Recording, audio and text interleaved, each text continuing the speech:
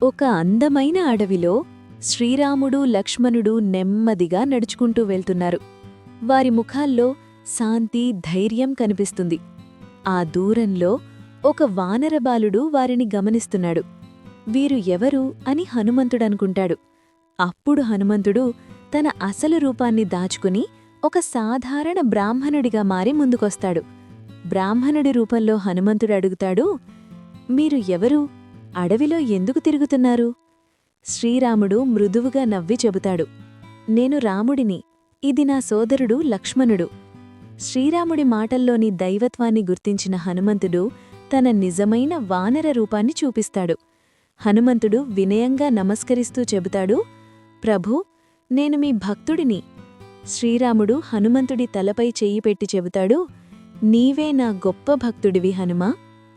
అప్పటినుంచి హనుమంతుడు జీవితాంతం రాముని సేవలోనే ఉన్నాడు. ఇంకా మంచి కథల కోసం సబ్స్క్రైబ్ చేయండి.